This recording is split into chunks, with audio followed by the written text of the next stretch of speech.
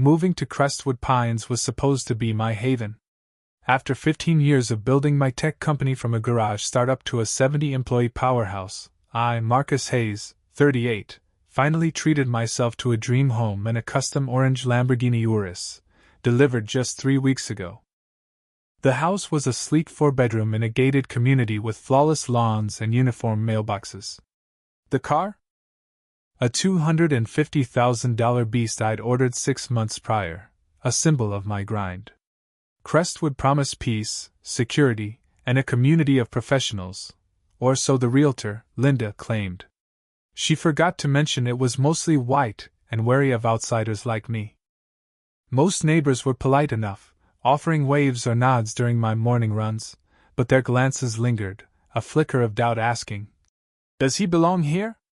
I brushed it off, expecting no real trouble. That is, until Karen Mitchell moved in across the street 2 weeks after me. Karen, the newly elected HOA president, strutted around in yoga gear despite never working out, her voice booming across yards during phone calls. She wore her title like a badge of honor, and trouble followed her like a shadow. Within days, I got my first HOA violation notice. My trash cans were visible from the street. They weren't. I'd followed the rules to a T. Then came complaints about my landscaping and excessive visitors, my tech team for monthly meetings. By the third notice, I knew this wasn't random. It was personal. But nothing prepared me for the storm Karen unleashed when she saw my Lamborghini. I kept the car garage to shield it from the weather, not to hide it. My 2 Rottweilers, Titan and Rex, lounged in the cool garage on hot days, guarding my prize.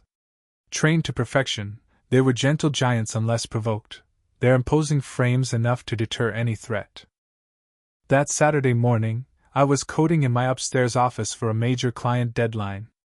The garage door was shut, but I'd left the side entrance unlocked for my neighbor, Jake, to borrow my pressure washer. Titan and Rex were napping by the LAMBO, and my security cameras recorded everything. A sudden chorus of deep, warning barks snapped me out of focus. These weren't playful yips. Titan and Rex sensed danger. I grabbed my phone, opened the security app, and froze. Karen Mitchell was in my garage, phone in hand, circling my Lamborghini like a vulture. My dogs stood alert, keeping their distance, but rattled. "What the hell?" I muttered, bolting downstairs.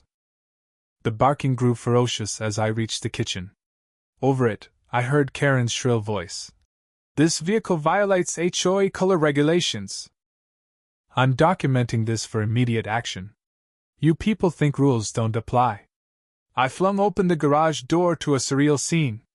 Karen, in a neon green tracksuit, was pinned against the wall by fear. Titan and Rex formed a semicircle, not touching her but ensuring she stayed put. In her hand? My car keys, snatched from the wall hook. "What are you doing in my garage?" I roared, my voice bouncing off the walls.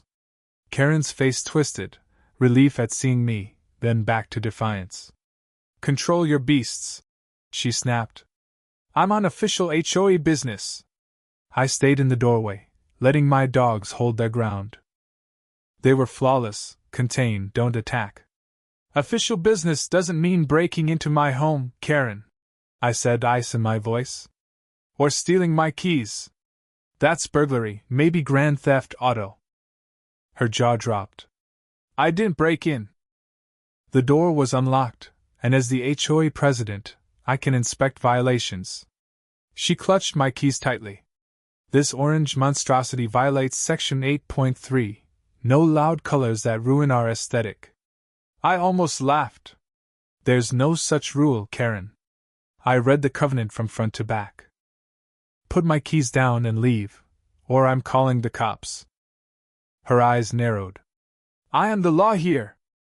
"This tacky car is tanking our property values. I was going to impound it until you paid the fines." The word tacky hit like a slur laced with venom. I started recording on my phone. "Titan Rex back," I commanded. They retreated but stayed vigilant.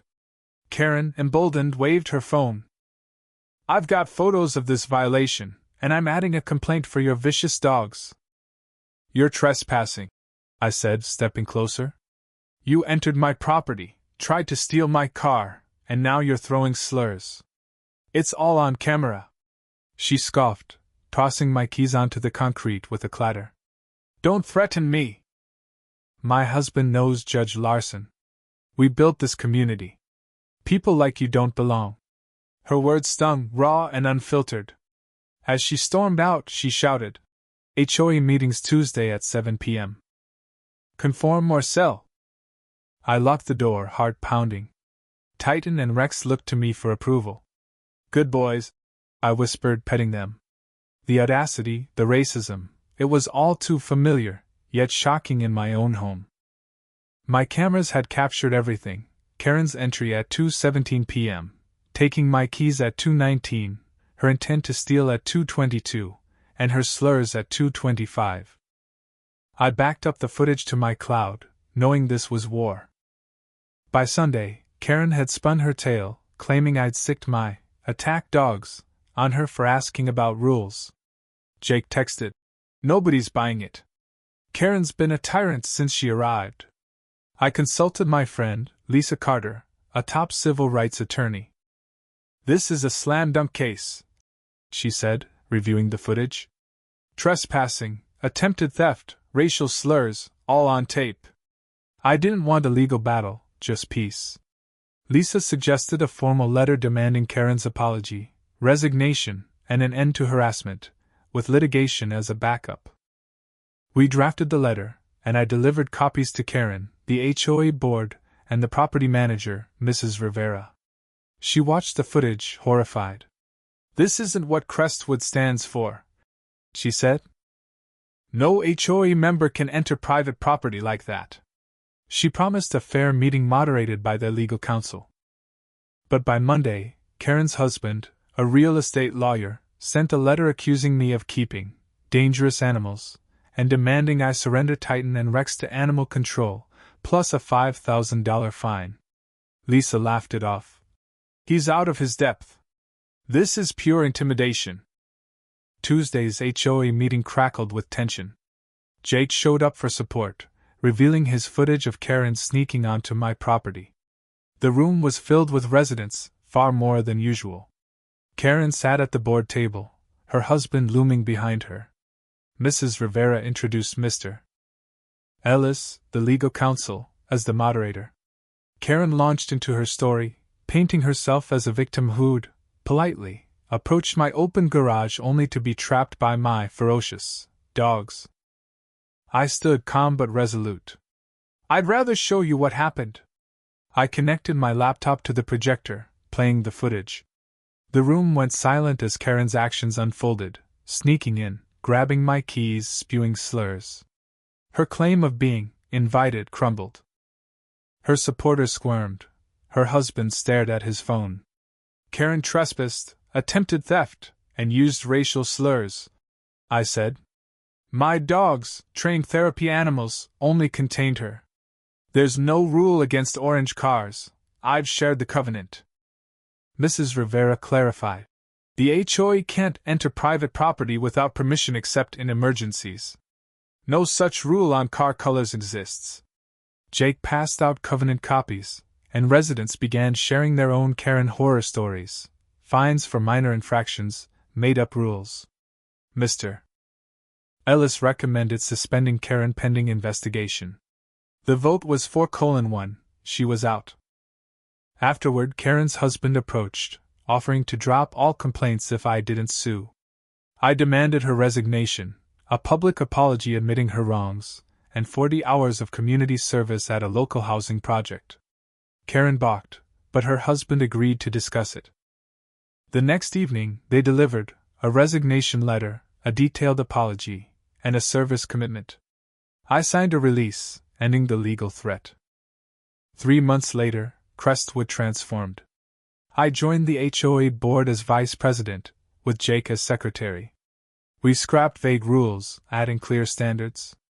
Karen's house sold quickly to a young couple, Dr. Shah and his wife, Anika, who brought warmth to the neighborhood. My LAMBO became a community icon, with kids lining up for Saturday rides.